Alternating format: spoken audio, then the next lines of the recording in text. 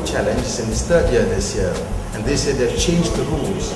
In the first 2 years, Produa gave the universities and colleges a complete car for them to play with and change into a high mileage vehicle. But this year, they've been given an engine and transmission, and they're free to build whatever car they want. As you can see behind me, University Science Malaysia students are building a space frame chassis. They will put their engine and transmission into it and convert that system from a front-wheel drive to a rear-wheel drive system.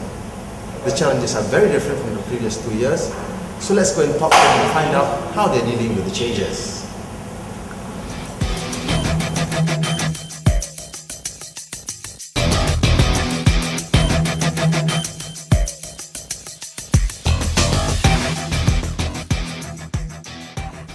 Okay, what we're doing this year different is in the past years we were given a car, a complete car, and the goal was to modify it for high fuel mileage. That included modifications to the body, weight, aerodynamics, and a lot of modifications to the engine.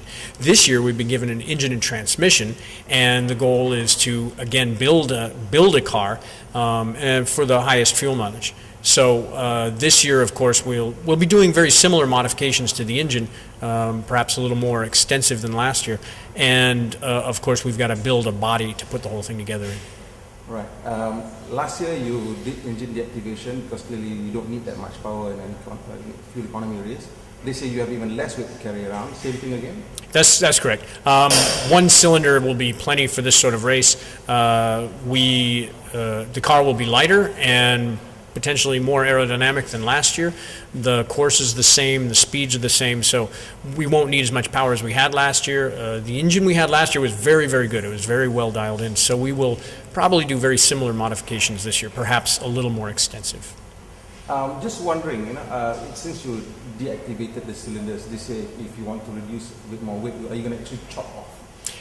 We would like to, but there are limitations. You have to run with a full engine intact. In fact, this year, thanks to protests from some of the other universities, we're not actually allowed to remove the pistons. So, although we're not using the pistons, we have to leave them in the engine because the other universities claimed that it would cause adverse vibrations. Well, the car we ran last year only had one piston in it, and the vibrations were not an issue at all.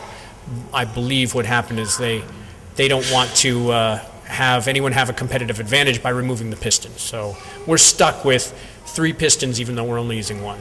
So what is the target mileage this year? Last year we achieved a 37.2 and the manual transmissions were getting around 45 kilometers per liter.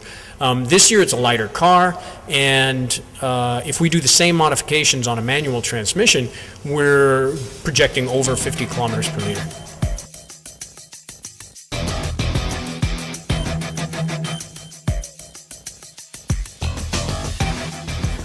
My name is Jihao, and I'm one of the team lead of the Produa Eco Challenge for the USM team. So what I'm in charge of is on the electronic side. Okay. I'm doing all the wirings and all the electronic components involved with this. Right. So on the electronic side, what are you doing with the engine? What are the changes that you're making to the engine? For the moment, there isn't much modifications yet. Meantime, just to get the engine running and get all the wiring fixed up, because it can't be just a raw engine. Getting the wiring done is actually a pretty tough job. Right. Yeah, because it involves lots of cables and wiring connectors that we don't even know where to come from. Right. Yes. Okay. So how would say the electronics be different from the stock engine? What are you guys doing with the electronics of the engine? We might change the electronic fuel injection system. We might do some modifications on that, and we'll still need to get the engine running first, then before we start with any electronical modifications. All right. But what are you hoping to achieve with the changes in the ECU? If we can actually control the ECU, that would be a bigger benefit, because we can suit it to what we require instead of what the stock actually has. The stock engine probably has would have a much higher performance and more for the performance instead of the fuel economy. Right. So now with a lot lighter car and the goal of achieving fuel economy, what kind of changes are you making in terms of the engine parameters? Engine parameters, like last year we did most of it quite similar with last year, the cam timings, compression ratio, cylinder deactivations. Yep. All right. Any targets for this year? Targets, any targets?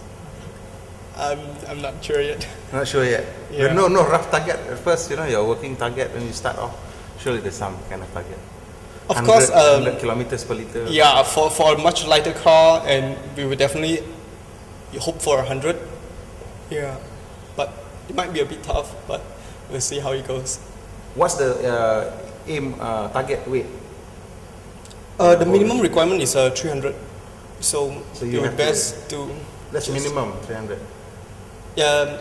We must be at least 300. How much does the engine weigh? 94. Okay, yeah, it's 94.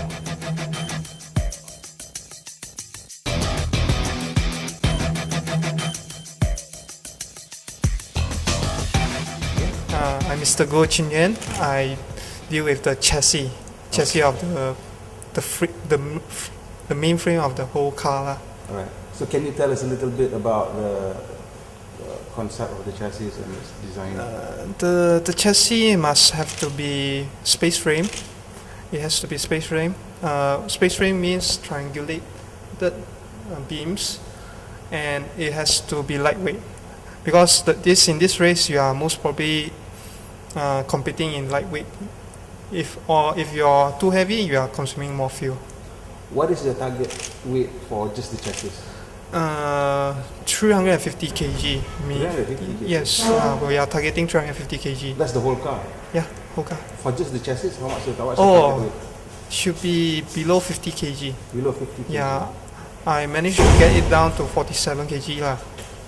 Now. That's theoretical or actual built already? Have you built the chassis? Not yet, but that is theoretical 47.